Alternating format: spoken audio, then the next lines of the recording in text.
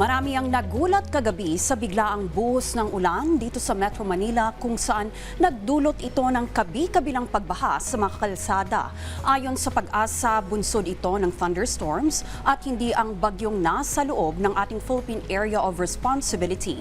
Kung may magiging epekto po yan sa ating panahon, alamin po natin kay Pag-asa Weather Specialist Dan Villamil. Magandang hapon, Trixie, at sa ating mga takasubaybay sa PTV4.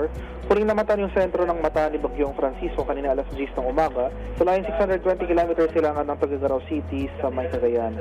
May taglay itong lakas ng hangin malapit sa gitna na umaabot ng 155 km per hour at pagmukso na umaabot ng 190 km per hour. Sa kasalukuyan, gumagalaw ito west-northwestward sa bilis na 15 km per hour.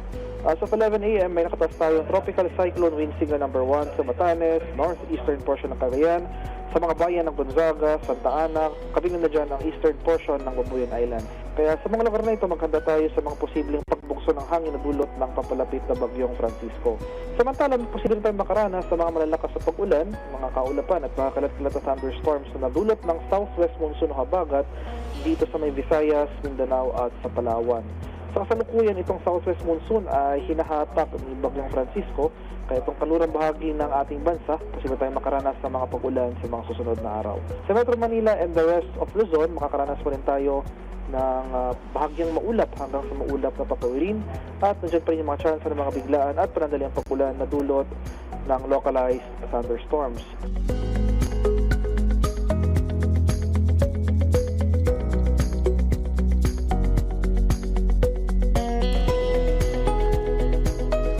Dito kay Bagyong Francisco, sa kasalukuyan may binabantayan tayong low pressure area sa labas ng ating Philippine Area of Responsibility. Latest location natin as of 10 a.m., 2,745 km silangan ng southeastern Luzon. Sa ngayon, maliit yung chance na maging bagyo ito within the next 24 hours, pero patuloy yung ating pagmamonitor dahil inasahan natin ito at natataas yung posibilidad ng development sa mga susunod na araw.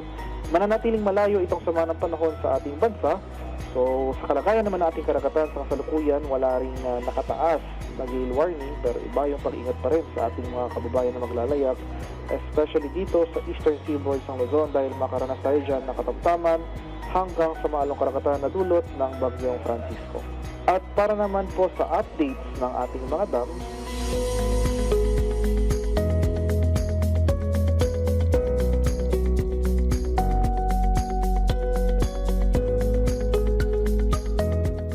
at yan naman po ang latest mula dito sa Pag-asa Weather Forecasting Center, Dan Villamil.